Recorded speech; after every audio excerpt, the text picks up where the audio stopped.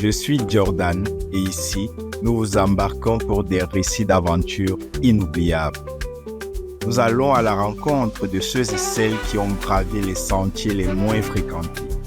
Nos invités, les aventuriers du quotidien, vous dévoilent leur périple extraordinaire. Bienvenue à Travel Talk. Loïc est l'un des créateurs de contenu voyage les plus prolifiques du Cameroun.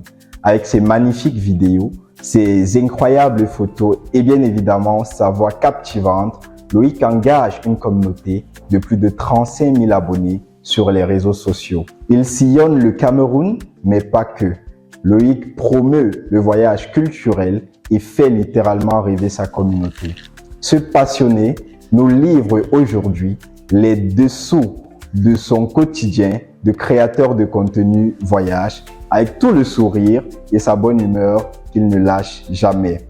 De ses débuts en 2021 à aujourd'hui, il nous parle de contenu, il nous parle de monétisation, il nous parle plus généralement des réalités auxquelles il fait face dans le contexte camerounais.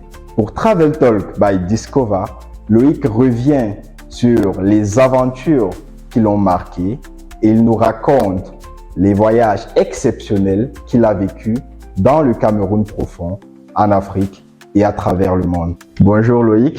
Bonjour Jordan. Je suis très ravi de te recevoir ici aujourd'hui. Et pour moi, c'est un plaisir. Et de bavarder de voyage avec toi. Bien sûr, avec des passionnés, c'est toujours très intéressant d'aborder tout le scope de voyage et tout ce que ça comporte en termes d'aventure, en termes d'histoire, en termes de rencontres. Donc c'est toujours avec un immense plaisir que je me livre à ce genre d'exercice. Absolument.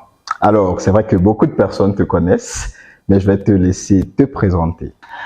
C'est un exercice qui est souvent un peu compliqué parce que j'aime pas beaucoup me présenter, mais pour résumer en quelques phrases, je suis Loïc Abondo, créateur de contenu camerounais, qui ne savait pas qu'il devait devenir créateur de contenu.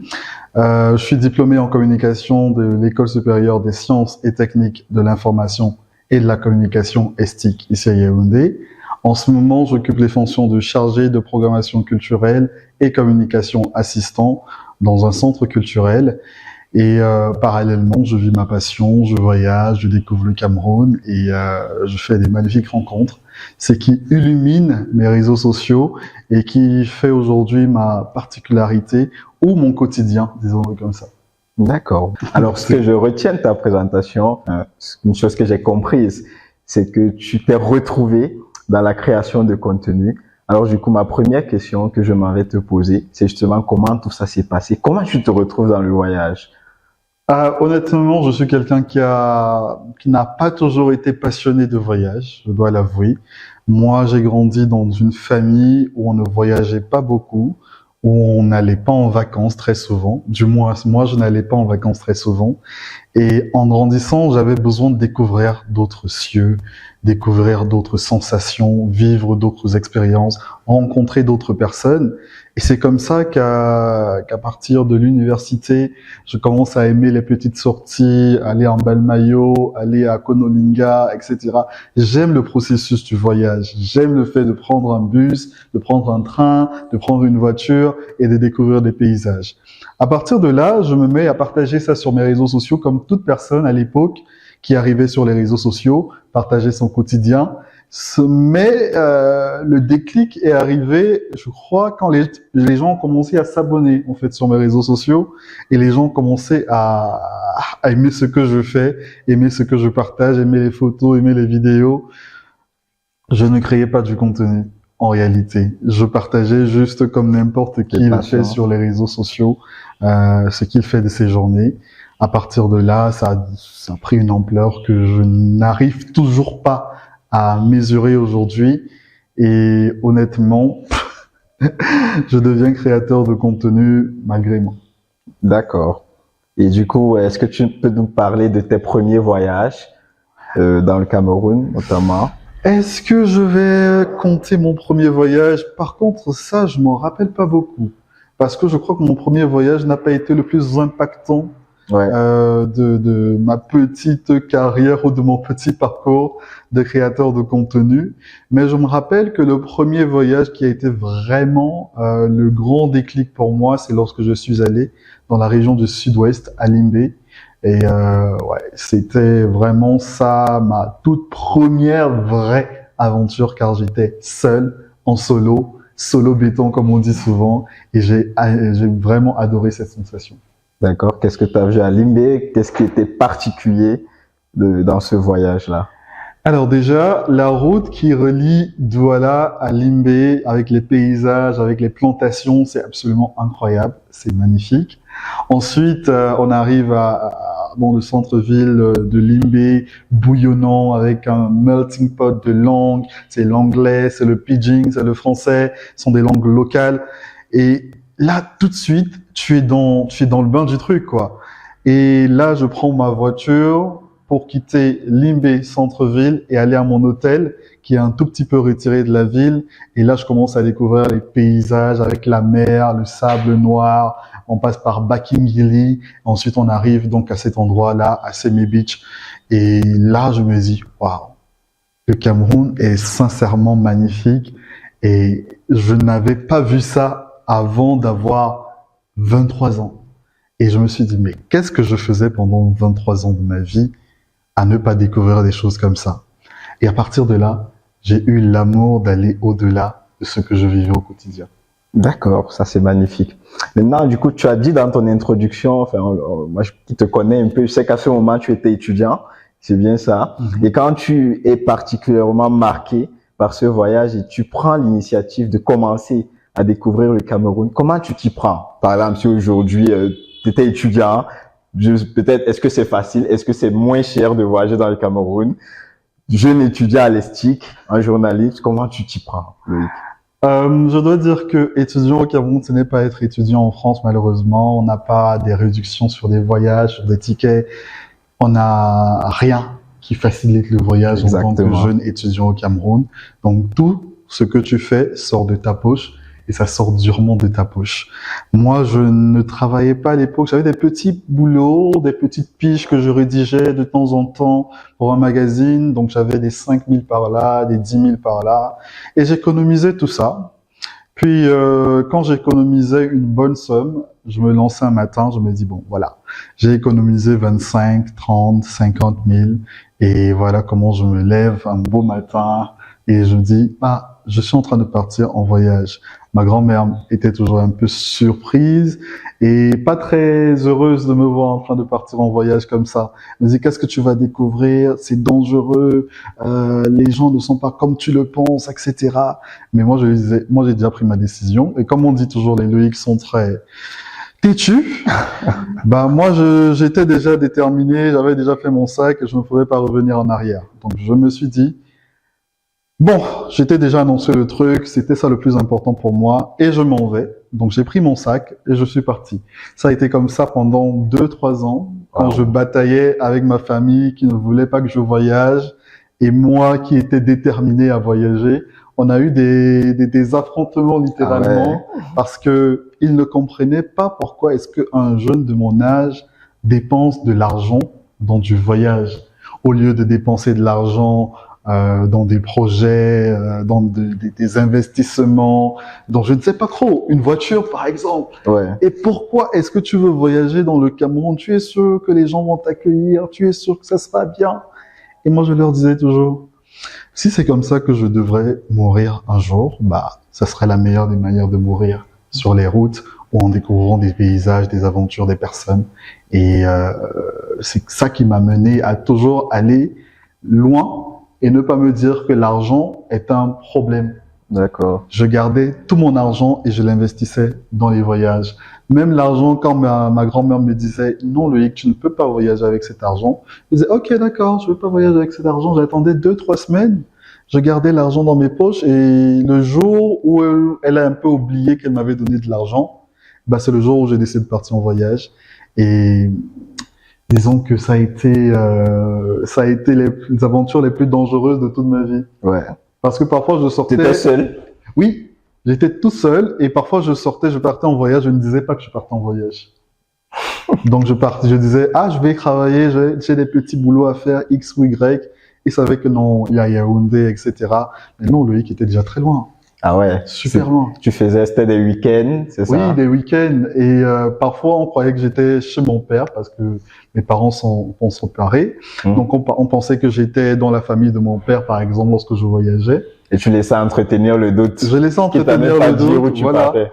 Et je crois pas que c'est maintenant qu'ils vont découvrir à travers ce podcast que, en fait, quand je partais en week-end chez mon père, entre guillemets, j'allais en voyage autour du Cameroun et je partageais les images 3 mois après.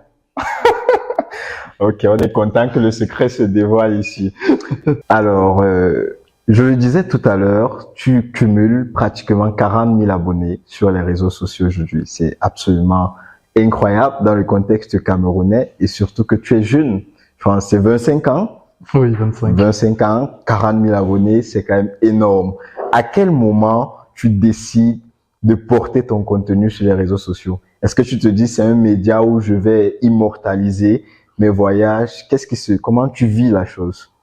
Disons que jusqu'à présent, c'est toujours une expérience un peu bizarre, un peu compliquée de se faire accoster dans la rue, dans les aéroports, à Paris, à Kinshasa, par des personnes qui te connaissent sur les réseaux sociaux. Et je n'ai généralement pas, le courage de me rendre compte que c'est gigantesque d'avoir une communauté comme ça sur les réseaux sociaux. Et jamais je n'arrive à comprendre comment est-ce que je suis arrivé à ce point-là, parce que je n'ai rien fait pour arriver à ce point-là. C'est-à-dire que tu partageais juste de façon banale. Voilà, jamais fait de sponsoring, je suis jamais passé par des agences de communication, je ne sais pas. Je n'ai jamais rien fait pour avoir autant. Mais quand on voit quand même ton contenu, on voit de la qualité. On voit les photos. En fait, je suis attaché à tout ce qui est qualitatif. Pas qualitatif dans le sens où je voudrais forcément que ça soit la haute qualité, mais qualitatif dans ce que je transmets aux gens, ce que les gens voient à travers ce que je produis. J'aimerais que lorsqu'on voit ce que je produis comme contenu, qu'on arrive à entrer à l'intérieur, vivre le truc comme j'ai vécu moi, et avoir ce regard que moi j'ai sur le Cameroun, par exemple. Parce que le regard que moi je porte sur le Cameroun, c'est un regard qui est littéralement différent du regard du Camerounais lambda. C'est quoi ton regard sur le Cameroun? Mon regard sur le Cameroun, c'est le regard d'un jeune Camerounais amoureux d'un pays dans lequel il va vivre sa meilleure vie. Amoureux d'un pays dans lequel il a accès aux services touristiques. Amoureux d'un pays qui a une richesse culturelle, géographique incroyable. Amoureux d'un pays qui ne se limite pas à ses problèmes, qui, au-delà de ses problèmes, arrive à construire une population résiliente, une population camerounaise dynamique. C'est comme ça que je vois le Cameroun, un pays magnifique, un pays dynamique, un pays qui a tellement à offrir au monde et aux Camerounais d'abord, et ensuite au monde, mais un pays qui n'est malheureusement pas là où il devrait être. Mais moi, j'ai décidé de voir le Cameroun là où je voudrais qu'il soit. C'est comme ça que je vois le Cameroun. D'accord. Et justement, à suivre tes contenus, on voit que, je peux me tromper, mais que tu as un penchant un peu tourné vers la découverte culturelle. D'où vient-elle précisément? Est-ce que c'est dans le même sens de te dire, voilà, toi tu vois un Cameroun culturellement riche, ou alors il y a une justification plus précise à cette appétence vers la culture, vers les expériences culturelles? Alors la justification, elle est très simple pour moi. Moi, je suis né d'un père Bassa et d'une mère Ewondo. Mais je suis profondément amoureux de la région de l'Ouest. Profondément amoureux de la culture babiliké. Profondément amoureux des cultures des Grassfields. Ce qui me pousse à me dire, être Camerounais, ça ne se limite pas à être originaire de telle ou telle région. C'est vivre le Cameroun dans son entièreté. Et c'est comme ça que je définis mon quotidien en général. Quand je partage des trucs culturels, c'est que j'ai envie de faire partie de cette culture-là. J'ai envie de vivre comme ces personnes-là. Je me dis parfois, est-ce qu'il ne pouvait pas arriver que je puisse naître dans la région de l'Ouest ou naître Bamileke? Et parce que je n'ai pas eu cette chance-là, je me dis, je dois cultiver, je dois apprendre des choses sur cette région, je dois apprendre des choses sur cette culture. Et à chaque fois que je vais dans un endroit, c'est dans le même sens, c'est dans la même logique. C'est que, au sortir de ce voyage, à la fin de ce voyage, je voudrais comprendre comment ces personnes-là vivent, comment ces personnes appréhendent leur quotidien et comment ces personnes transmettent le beau héritage qui est le leur. D'accord. Et voilà, tu arrives d'ailleurs à bien le faire, à bien nous transmettre ça au travers, que ce soit des stories, que ce soit des reels, des images, mais aussi même des chansons que tu choisis dans tes contenus. J'ai envie de demander, est-ce que là, ça fait pratiquement 4 ans que tu crées du contenu tourisme. Est-ce que tu as eu à faire une quelconque formation, que ce soit dans le cadre de l'édition photo ou dans le cadre de l'édition vidéo, voilà, qui te permet aujourd'hui d'avoir cette présence qui plaît à tes abonnés sur les réseaux sociaux? Alors, encore une fois, je vais être totalement honnête. Je suis un autodidacte du début jusqu'à la fin. Je n'ai jamais fait un cours de montage de photos. Jamais fait un cours d'édition de photos ou de montage de vidéos, etc. Ouais. Je n'ai jamais pris un cours de storytelling. Je n'ai rien fait pour être créateur de contenu. Je me suis juste dit, j'ai envie que le résultat soit comme ci, comme ça. Je voudrais que la photo soit comme ci, comme ça. Et je commence à jouer avec les réglages, je joue avec la luminosité, avec les couleurs, pour arriver à ce que je veux. Ouais. Et c'est comme ça que j'ai appris sur le tas. Quand j'ai commencé à faire le montage vidéo, je n'avais jamais utilisé un logiciel de montage. J'ai commencé à le faire là. J'ai vu que non. Ici, quand quelqu'un parle fort, il faut diminuer un peu le son. Il faut faire la vidéo dans un endroit où il n'y a pas beaucoup de nuisances, où il faut faire la vidéo dans un endroit... Un peu de logique. Un peu de logique, tu vois. C'est comme ça que j'ai appris. Je me suis dit non, c'est le résultat que je voudrais avoir à la fin de la journée, c'est pas ça. Et parce que je n'avais pas le résultat là, la première prise, j'ai essayé, réessayé, jusqu'à ce que ça donne ce que je produis aujourd'hui. Car après 3 à 4 années de création de contenu, je n'ai pas commencé dans la vidéo, j'ai commencé dans la photo. Tout à fait. Après, je me suis retrouvé dans la vidéo. Mais je pense que tu as aussi suivi le rythme voilà, des réseaux sociaux. Exactement. Jusqu'à un moment donné, les Reels, avec l'arrivée de TikTok, voilà, la vidéo a pris le poids. Voilà. Et il fallait s'arrimer un tout petit peu. Donc, j'ai commencé à apprendre le montage. Et je m'inspirais également de tout ce que les gens produisent à travers le monde. Moi, je ne me suis jamais dit, je voudrais m'inspirer du Cameroun pour réaliser ce que je fais. Okay. Je voudrais m'inspirer des meilleurs. Qu'il y ait absolument aucune différence lorsqu'on se dit, ça c'est un Camerounais, ça c'est un Français ou ça c'est un Américain. Ouais. Il faudrait qu'on soit au même niveau en termes de qualité, en termes de contenu. Et c'est ce vers quoi je tends quand je produis mon contenu. C'est que à la fin de la journée, on va pas me rétrograder à un statut de quelqu'un qui vient d'un pays sous-développé. D'accord. Voilà.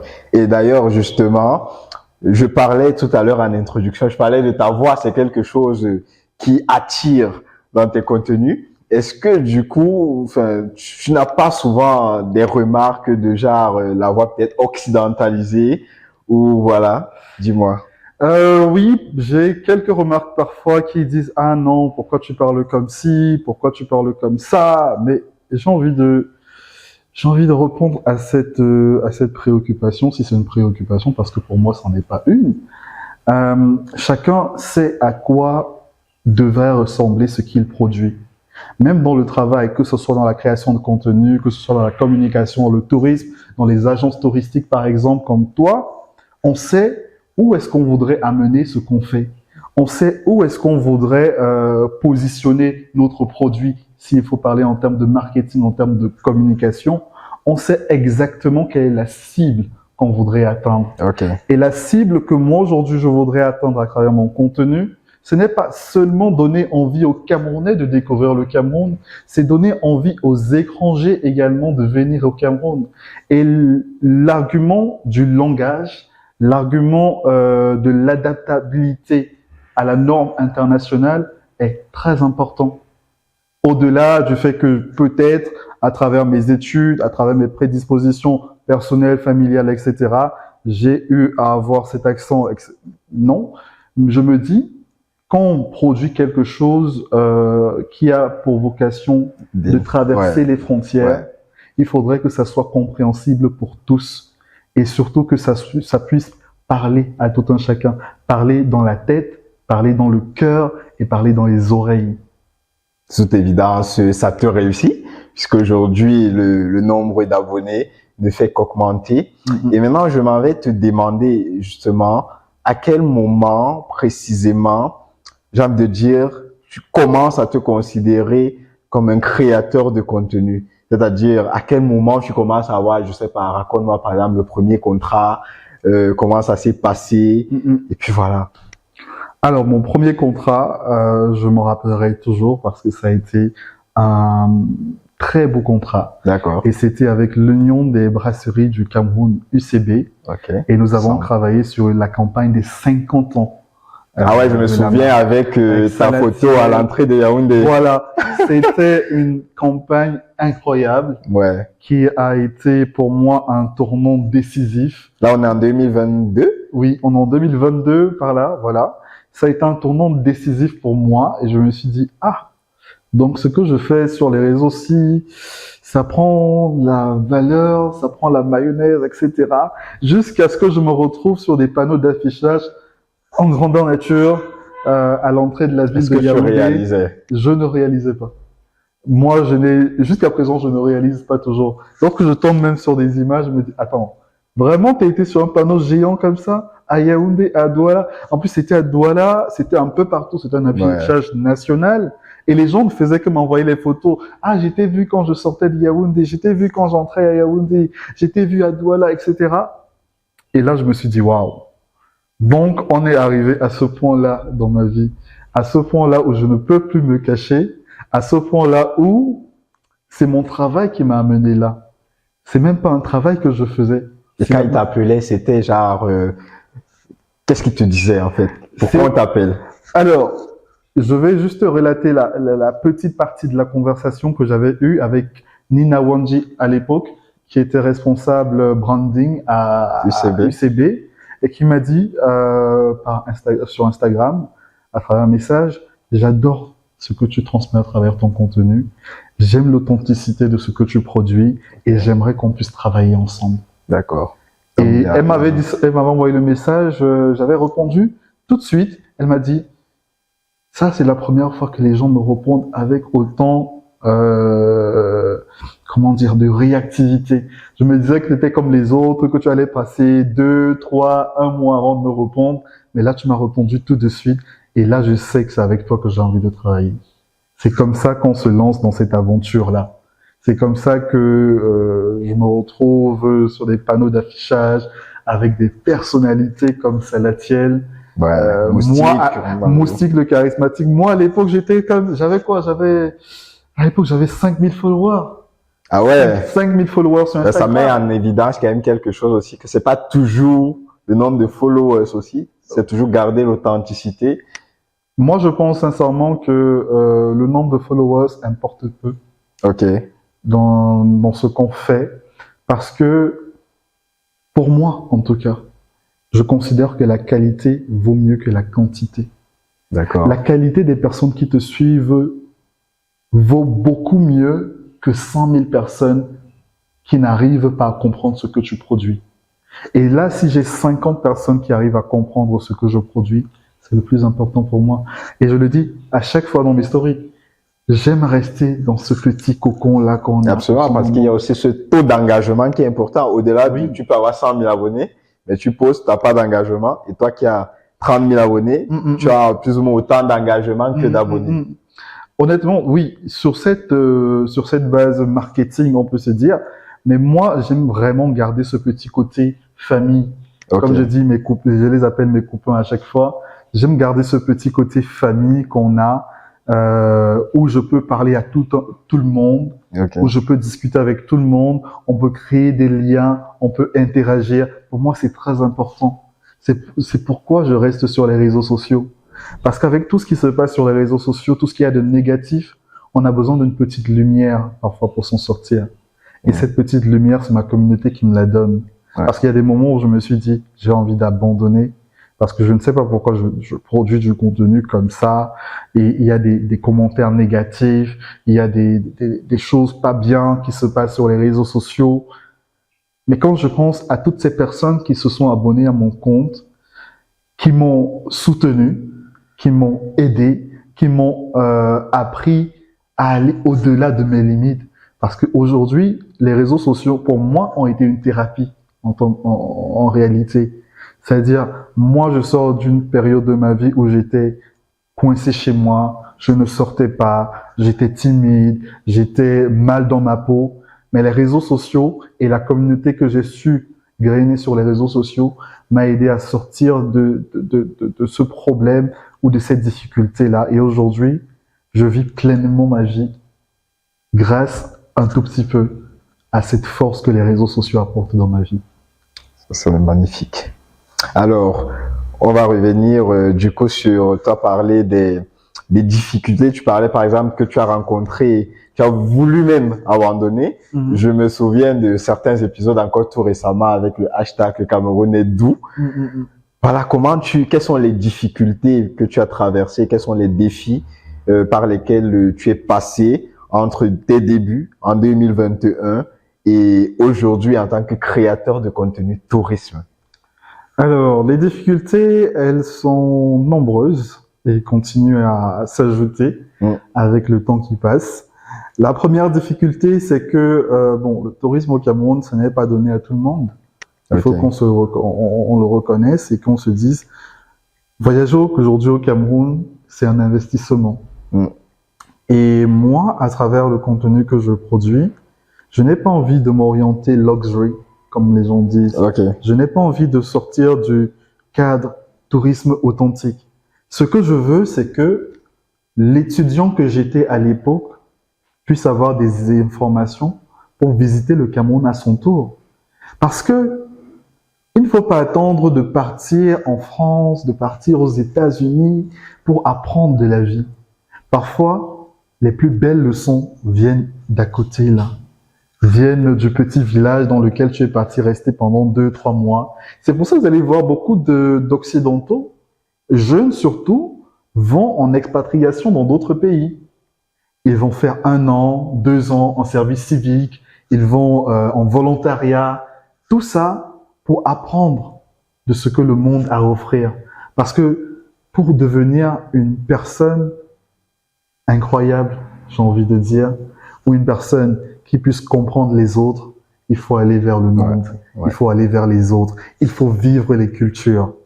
Et le voyage permet de vivre les cultures à 360 degrés. Parce que tu n'as pas seulement le côté positif qui vient, tu as également le côté négatif. Tu apprends à faire avec tout ce qui est mauvais. Les mauvaises routes, tu apprends à aimer ces mauvaises routes sur lesquelles tu voyages.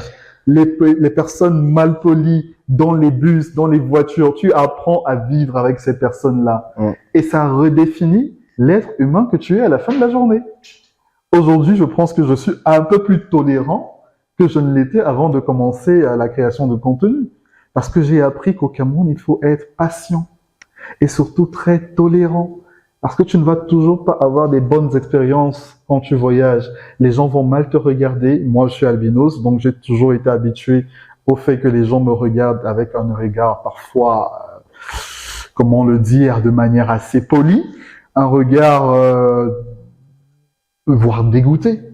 Personne m'ont regardé, ils étaient un peu dégoûtés de voir une personne albinos, ils étaient surpris de voir une personne différente. Et ça, je graine ce bagage avec moi depuis que je suis tout petit. Donc, je commence à m'habituer. Tu as le problème qui sont inhérents au tourisme camerounais, l'accessibilité aux sites, les sites qui ne sont pas forcément viables, l'information que tu n'arrives même pas à trouver. Parce que ça, c'est très important. Lorsque je commençais à voyager, je n'avais aucune information. Ok. J'allais sur Google, je tapais tout ce que je voulais taper sur les destinations. On me disait seulement, par exemple, que Mbalmayo est une ville du département de ci, ça. Même Et ChatGPT ne dit pas beaucoup de choses aujourd'hui. Voilà. Et on ne te disait jamais que lorsque tu vas aller en Mbalmayo, tu vas découvrir ça, tu vas vivre ça, tu vas expérimenter telle expérience. C'est vraiment ce manque d'information qui m'a fait me dire, OK, Loïc, c'est bien, tu voyages, tu découvres le Cameroun, mais qu'est-ce que tu apportes aux autres en plus? Et c'est ce plus-là que j'aimerais apporter à ma communauté à chaque fois. Les informations, l'expérience utilisateur, l'expérience consommateur, la personne qui est allée sur le terrain et qui vous rapporte son premier ressenti de cette expérience-là. C'est pour, comment dire, solutionner ce problème que j'ai rencontré. Et chaque problème que j'ai rencontré, j'ai essayé de solutionner ça à ma manière.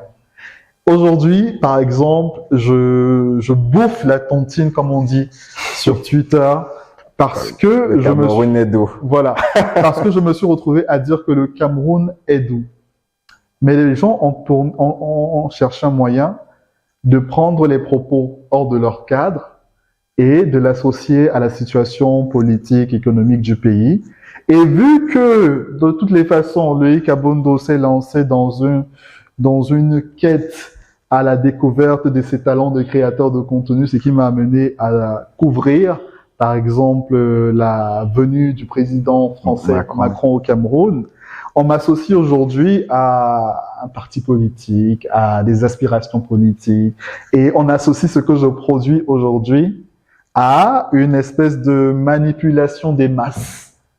Et j'ai envie... Il faut dire une minorité. Une minorité. Ouais, voilà. C'est une très faible minorité, mais j'aimerais beaucoup, par le biais de ce podcast, rappeler que si vous n'aimez pas votre pays en premier, ce n'est pas les étrangers qui viendront aimer votre pays. Ouais. Ce n'est pas les Français, les Américains, les Congolais qui aimeront votre pays à votre place. Et moi, dans ce que je fais, la majorité des gens qui me suivent savent que mon but premier, lorsque je crée du contenu, c'est effectivement de faire briller le Cameroun. Et jamais quelqu'un ne dira le contraire. Jamais quelqu'un ne dira le contraire de ce que je dis là. Ça, c'est sûr. Puisque finalement, je pense qu'il y a des gens qui viennent visiter le Cameroun parce qu'ils ont vu des stories, parce qu'ils ont vu du contenu que tu as produit. Donc, pour cette raison, le Cameroun peut être fier. Maintenant, je vais te demander, c'est quoi tes plus beaux voyages au Cameroun?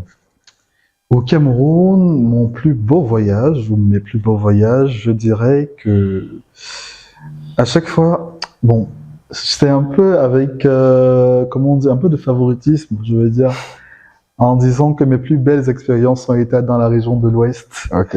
C'est pour ça que j'adore la région de l'Ouest, parce que c'est là-bas que j'ai vécu mes plus belles expériences. Lorsque je dormais à Batak, sur les sommets de montagne, avec ce froid qui pouvait te faire repenser à toute ta vie pourquoi tu as décidé de te retrouver là à ce moment précis. Mais jamais je me suis découragé. Je suis allé sur cette montagne. On a dormi là-bas pendant 2 jours. J'ai rencontré le gérant de la maison d'hôte qui est un homme incroyable, Monsieur Chapa, qui tient cette maison d'hôte, le domaine de Solucré dans la région de l'Ouest. Et c'est une véritable bibliothèque ambulante. C'est quelqu'un qui a tellement vécu des expériences qu'il vous partage tout ce qu'il a vécu de manière généreuse et vraie, authentique. Et le voyage ne se limite pas seulement aux paysages qu'on voit. C'est également ces personnes-là qui meublent l'expérience. Ces hommes, ces femmes, ces enfants qui vous donnent tout ce qu'ils ont, qui vous donnent générosité, amour, joie. Et je disais ça la dernière fois sur X, par exemple. Les gens appellent ces populations qui vivent dans des contrées rurales comme des personnes pauvres. Et moi, je ne décrirai jamais ces personnes comme des personnes pauvres. Parce que même quand j'allais dans ces villages où on dit qu'ils n'ont rien, je rencontrais des familles qui m'ont tout donné. Ils m'ont donné à manger, elles m'ont donné à manger, elles m'ont donné à boire, elles m'ont donné même de l'argent. Parce qu'elles disaient, non, j'aime vraiment ce que tu fais et on aimerait t'encourager dans ce que tu fais. Jamais elles ne m'ont dit, on n'a pas d'argent pour t'accueillir, on n'a pas d'argent pour te donner à manger. Non. Elles m'ont accueilli les bras grands ouverts et c'est des expériences qu'on n'oublie pas. Et c'est pour ça que j'adore Pékin Express par exemple. C'est des expériences qu'on vit uniquement lorsqu'on voyage et qu'on voyage de manière authentique. Et l'humain est au centre. Voilà, l'humain est au centre du projet, au centre de tout ce qu'on vit. Et l'humain arrive à magnifier les choses d'une manière on n'arrive même pas à comprendre. Et ça change complètement notre perception de la vie. Absolument. Et alors, tu as voyagé dans le Cameroun. On t'a vu avec des, je sais plus si c'était des levées ou des couchers du soleil assez épiques à Kinshasa. Oui. C'est ça? Oui. Tu as été à Paris. Je vais maintenant te demander de nous faire un peu, à titre comparatif, pour toi, le niveau, si je peux dire ça comme ça, de tourisme, les facilités. Pour toi, qu'est-ce que tu as aimé? Qu'est-ce qu'il faut peut-être améliorer ça et là? Et puis voilà.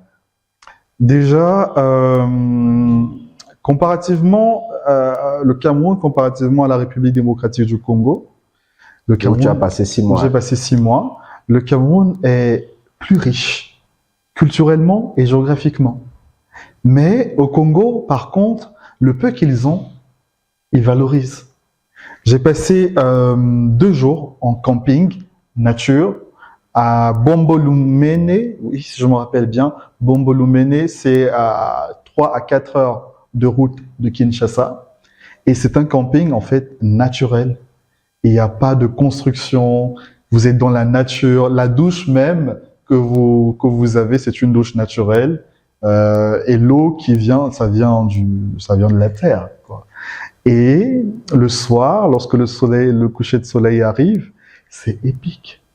C'est incroyable. Tu te dis, mais j'ai jamais vu un coucher de soleil comme ça de ma vie. Même ta caméra te dit, attends, tu m'as amené où là tout de suite? Parce que ta caméra tu n'arrives plus à reconnaître que c'est la caméra que tu as au quotidien. Parce que ça capture, on dirait que tu te retrouves dans un petit safari en Afrique du Sud ou en Tanzanie. Et tout ça, c'est fait pour. On vous met dans un beau petit endroit. C'est bien calme, c'est bien aéré, on viabilise le site, le parcours est très facile pour n'importe qui. Et quand tu arrives, tu as tout ce qu'il faut pour vivre la meilleure expérience possible. Je pense que c'est quelque chose qui manque un peu au Cameroun. Oui, c'est quelque chose qui manque un peu au Cameroun parce que on a la beauté des sites. Ça, on ne va pas se mentir. On a des sites touristiques incroyables au Cameroun. Mais lorsque tu vois déjà le chemin pour arriver à ces sites, c'est le chemin du combattant. C'est le parcours du combattant. C'est des sentiers, comme on dit, non battus. Les gens passent par des sentiers battus. Nous, on passe par des sentiers non battus au Cameroun. Ensuite, tu arrives, il n'y a par exemple pas d'hôtel. Les petites auberges là sont des auberges vraiment miteux et tout. Rien n'est fait pour t'encourager à aller visiter le site. Mais là, par contre, en République démocratique du Congo, tout est fait pour te donner envie d'aller sur ce site-là. Et tu y vas, tu vis un espèce de rêve. Je te dis, mais attends, qu'est-ce qu'il manque à notre pays pour qu'on puisse vivre des choses comme ça? Est-ce que c'est les endroits pour camper qui manquent? Les gens campent bien au Mont Manengouba. Mais quelle est la route pour arriver au Mont Manengouba? Quelle est la facilité qui est donnée pour arriver là-bas? Rien. Ouais, j'avoue, j'ai fait le Manengouba une fois. Je dis never again. Voilà. Rien n'est fait. Rien n'est fait. Là, les gens, par exemple, vivent dans les campings, les maisons des Pygmées lorsqu'ils arrivent là-bas. Les huttes des Pygmées. Mais est-ce que le gouvernement, à un moment donné, ne s'est pas dit, bon voilà, on peut construire des bungalows, vu qu'on est dans une vision écotouristique, des bungalows écotouristiques, pour des touristes qui ne peuvent pas forcément dormir dans ces huttes-là. Ok. Et où vous aménagez des tentes, par exemple. Si vous ne pouvez pas construire des bungalows, vous aménagez des tentes. Avant d'y arriver, il faudrait même des routes. Des routes. Et même lorsque tu arrives, pour dormir aux alentours, tu dors où quand tu arrives aux alentours? C'est autant de choses qu'on devrait essayer de repenser un tout petit peu notre expérience touriste. Parce qu'il ne s'agit pas seulement de dire le Cameroun est beau, on a 250 ethnies et plus, on a 4 aires culturelles, géographiques, etc. Mais il s'agit également de se dire que voilà, on a ça. Mais comment est-ce qu'on valorise ça? Comment est-ce qu'on met ça en valeur? Comment est-ce qu'on fait comprendre aux gens que le Cameroun, c'est the must si vous venez en Afrique? Et d'ailleurs, je crois qu'il y a un récent classement qui dit que le Cameroun est l'une des destinations, voire on est au top du classement. La première destination à découvrir en 2025. Mais lorsque les touristes vont venir en 2025, à l'aéroport, qu'est-ce qu'ils vont avoir comme service?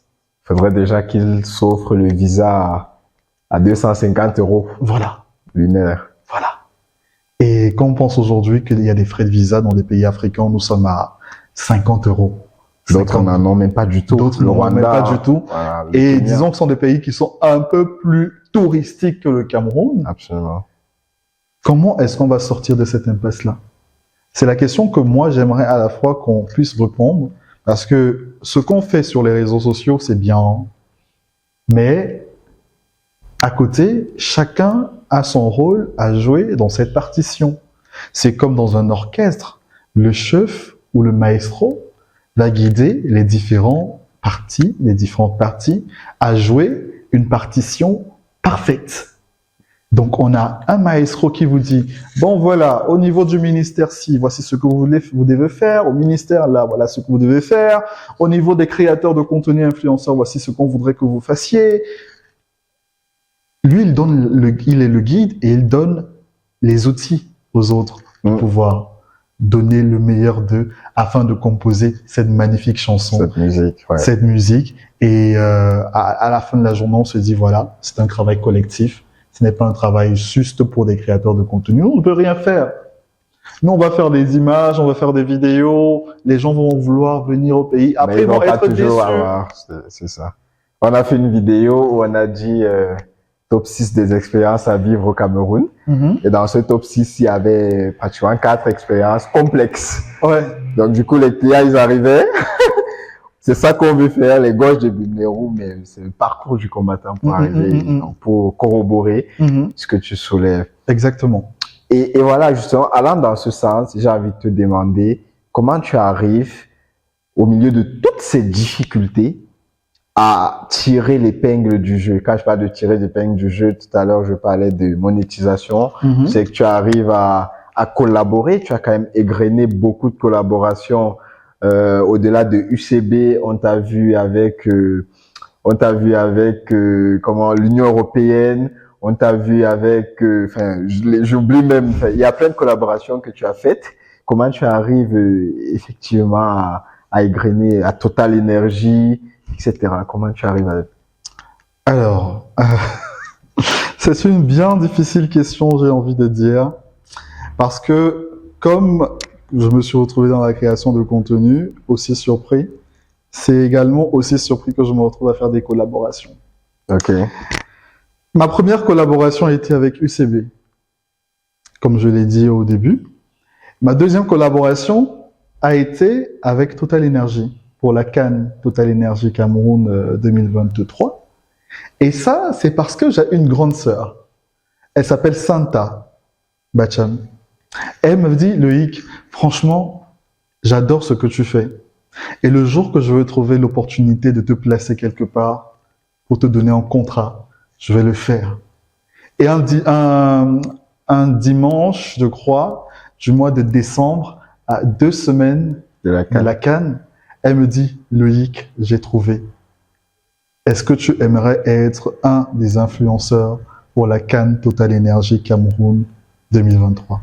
Il dit, je ne sais pas quoi te dire, mais j'ai envie de me lancer et je vais faire ça.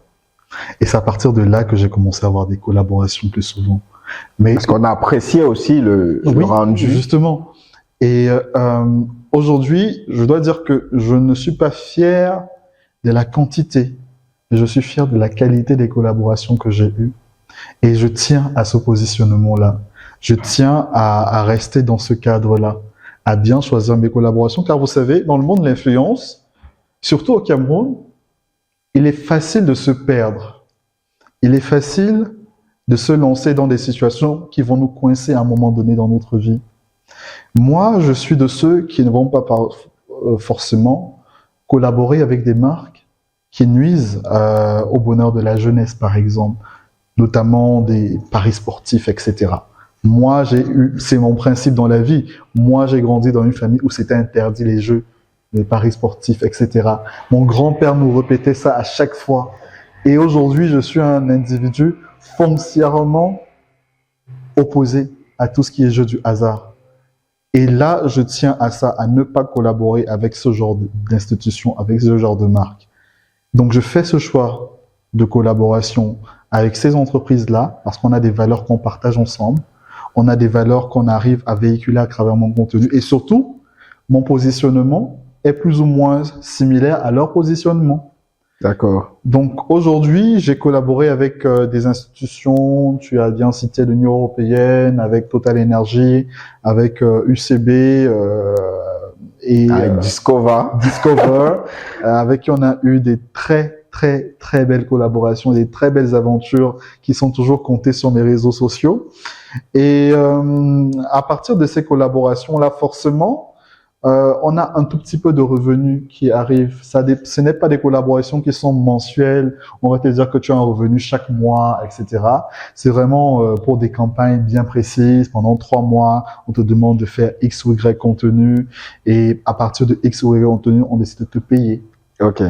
Donc, j'ai commencé à avoir ce petit côté paiement financier avec des marques avec lesquelles je collabore, qui m'ont permis de réinvestir dans du matériel, par exemple. Et les collaborations que j'ai eues, notamment mes premières collaborations que j'ai eues à moi, m'ont permis de financer une partie de mes études. Trop bien. Donc, j'ai terminé de financer une partie de mes études. Après les prochaines collaborations, j'ai utilisé les fonds pour m'acheter du matériel. Ensuite, je crois l'année dernière, avec mon expérience à Kinshasa, j'ai renouvelé ce matériel-là. Et je dirais aussi un grand merci à un monsieur que j'avais rencontré pendant la CAN et qui m'a dit Loïc, je vais te donner 500 €. Ah ouais. Et tu vas faire ce que tu veux avec les 500 € là. Parce que j'aime ce que tu fais. Ah, finalement, on peut vivre de la création de contenu voyage au Cameroun. On peut vivre de la création de contenu voyage au Cameroun, mais si on voudrait en vivre, il faut faire de ça son activité principale.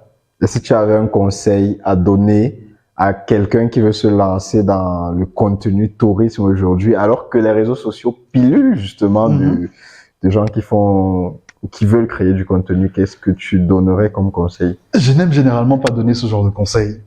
Moi, j'aimerais plutôt dire, on se retrouve dans la création de contenu par passion. C'est la passion qui doit t'amener à te lancer dans la création de contenu. Tu dois savoir pourquoi est-ce que tu viens sur la plateforme digitale. Moi, je suis pas venu sur les plateformes digitales en tant que créateur de contenu. C'est parce que j'étais passionné de voyage. Et si tu n'es pas passionné par ce que tu fais, au bout de 3 mois, 4 mois, 1 an, lorsque tu vas te rendre compte que tu n'as pas de collaboration, tu n'as pas de revenus et c'est toi qui dépenses, tu vas abandonner si tu n'es pas passionné. Et moi, j'aurais pu abandonner si j'étais pas passionné par ce que je faisais.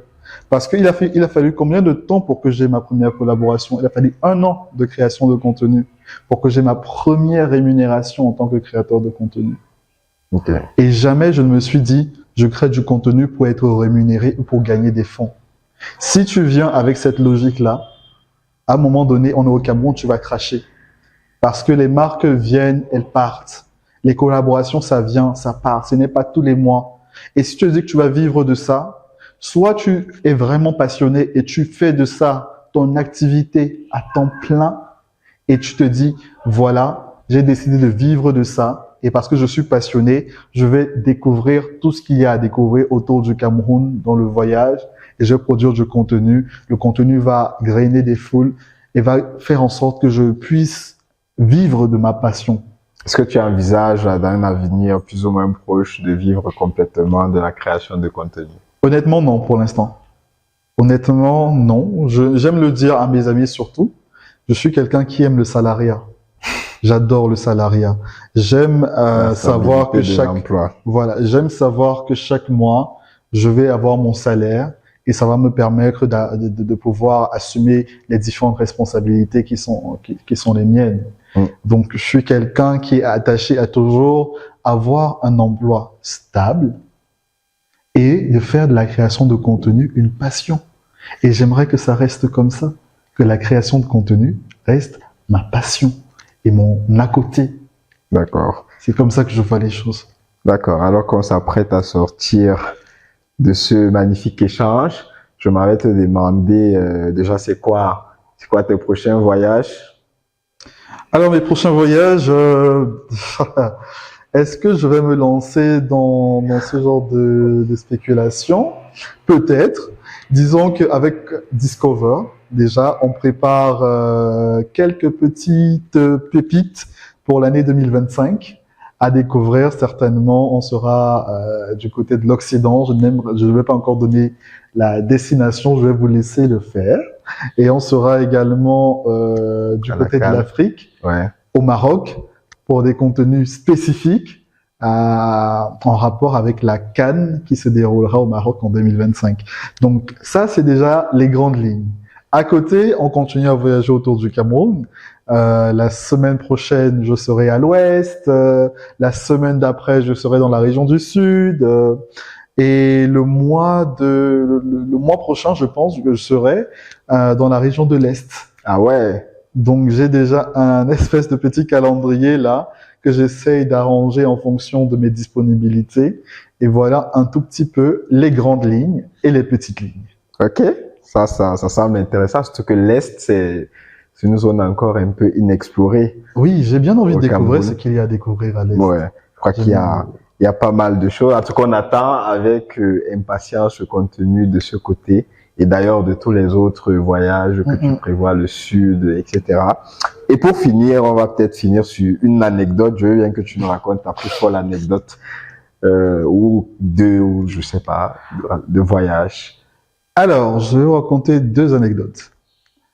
Une anecdote avec Discover qu'on avait fait sur la route de Campo à la découverte du parc national Campoman. Et on s'est retrouvé à être couvert de poussière. C'est-à-dire que vous voyez comme je suis là en ce moment, c'était pas comme ça que j'étais à cette époque, j'étais orange. Et j'étais orange de la tête jusqu'aux pieds. On est arrivé dans l'hôtel dans lequel on résidait, dans le Dona, à Kribi, et il n'y avait pas d'eau à ce moment-là. Et donc, le seau d'eau qu'on m'a donné n'a même pas permis qu'on puisse enlever une partie de toute cette poussière. Et le lendemain, lorsque je suis rentré sur Yaoundé, la poussière qu'il y avait dans mes vêtements a recouvert toute une bassine d'eau de 50 litres. Rien que la chemise. Et depuis ce jour-là, je me suis dit, mais attends un peu. C'est quoi cette vie où tu te retrouves dans des situations comme celle-là, où tu tombes malade 3 semaines après. Pendant 3 semaines, tu es malade, tu continues à tousser, tu es vraiment au bout de ta vie. Ah, il faut préciser que justement, l'axe Kribi-Campo, c'est l'un des pires quand même. Même si sur cet axe, il y a de belles choses à voir. Il y a de belles choses à voir, et Bodje et tout ça, mais... C'est pire. Et là, tu as oublié de préciser la crevaison. Ah ouais, on a une crevaison. C'est vrai, on a une crevaison au milieu de nulle part, à 19h ou à 20h. Il n'y avait pas d'électricité tout autour. On était là comme les yeux du lion là la nuit. Donc les yeux brillaient. On était la petite lumière dans la nuit avec nos petites torches. Et on ne savait même pas à quel moment on allait bouger de là parce qu'il n'y avait rien aux alentours. Donc on était là en train de se demander, est-ce qu'on va s'en sortir d'ici? Tu as lancé le live ce jour, les abonnés étaient inquiets. On était inquiets, tout le monde était inquiet, on se demandait, mais Loïc, tu t'es encore fourré dans quoi? On t'a déjà dit que ne fais plus ce genre de choses. Mais c'est ça que j'adore. C'est vraiment des moments... C'est les péripéties qui font le voyage. Exactement. C'est à la fin, quand tu regardes les vidéos, quand tu regardes tout ce que vous avez vécu, vous dites, ah ouais, ça c'était quand même une dinguerie de vivre ce genre de choses.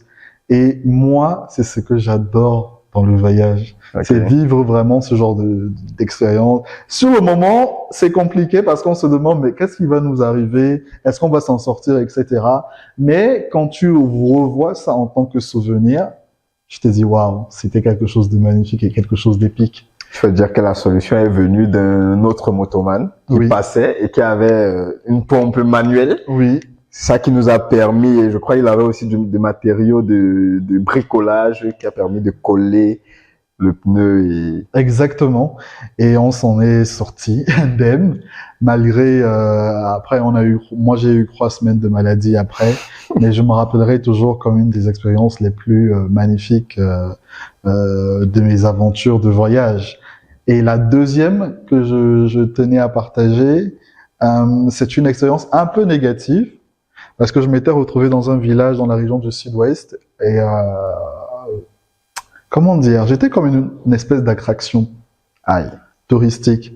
Donc il y avait les enfants qui me tiraient les poils, ils essayaient de tirer les cheveux, les adultes te regardaient bizarrement. Donc tu étais vraiment comme une bête de foire. Et là, il était 21h et j'étais en train de rentrer dans mon hôtel, en fait, à Limbé. Et je me suis retrouvé là parce que la moto, elle est tombée en panne. Et il m'a laissé là, au milieu de nulle part. Il a dit qu'il partait. Il n'y avait aucune moto qui passait. Aucune voiture ne passait. Et pour ceux qui connaissent un tout petit peu l'axe qui relie Limbé et Seme Beach Hotel, à 20h, il n'y a plus rien sur la route. C'est noir, c'est sombre. Les seuls bruits que vous entendez, c'est le bruit de la mer. Il n'y a même pas de lampadaire. Donc, j'étais là, en train de me demander, est-ce que je vais survivre à tout ce qui est en train de m'arriver? Ou est-ce qu'on va me cuisiner, on va me tuer, on va me mutiler? Qu'est-ce qui va m'arriver à la fin de la journée? Parce que je me retrouve là en position d'insécurité. J'ai l'impression que d'un moment à l'autre, quelqu'un va prendre un couteau et puis décider de couper ma main, décider de couper mes cheveux, mes ongles, etc. Parce que ça arrive. Et là, je me dis, non. Il faut que je cherche un moyen de quitter cet endroit. Et je commence à marcher. Ah ouais. Je commence à marcher jusqu'à ce que je vais voir une moto. Je marche sans savoir où je vais. Parce que je connaissais pas cette route. Je marchais juste comme ça, en espérant trouver une moto à un moment donné. Et puis une moto, elle est passée avec une personne, 2 personnes. Et je dis, pardon. Vous voyez que je suis seul ici. Même si on est à 4 sur la moto, je veux seulement arriver à l'hôtel. C'est tout ce que je veux faire. Ils m'ont dit de monter. Et c'est comme ça que je suis arrivé à l'hôtel, vers 22h, 23h. Wow. Donc, ouais. Façon de dire, ceux qui veulent se lancer dans le contenu voyage au Cameroun, c'est aussi à ça qu'il faut être préparé, à ce genre d'anecdotes, à ce genre de... Ouais, il faut savoir, ce n'est pas toujours rose, ce n'est pas toujours positif. Parfois, ça monte, parfois, ça descend. Mais à la fin de la journée, si tu es passionné, si tu aimes ce que tu fais, et surtout, si tu es un amoureux des belles aventures et des belles expériences, tu trouveras forcément ton compte à l'intérieur. Parce que voyager, c'est la plus grande des richesses qu'on peut s'offrir soi-même avant l'argent. Parce que l'argent apporte un autre type de bonheur, de satisfaction. Mais voyager a sa part unique à apporter dans la vie d'un individu. Et c'est pour ça que chacun devrait voyager dans la vie. Chacun devrait voyager dans la vie. Donc, merci pour ce bel échange dans lequel on a découvert un de tes secrets que tu fuitais pour voyager et tu entubais mamie et tout. Donc, c'était beau. Merci d'avoir partagé ce moment ici avec nous. C'était avec énormément de plaisir. D'accord. On se dit peut-être à une prochaine fois. Bon, on se dit à une prochaine fois et surtout, on se dit à des prochaines aventures. Exactement. Et à bientôt. À très vite sur les stories de Albi Puchu. Exactement.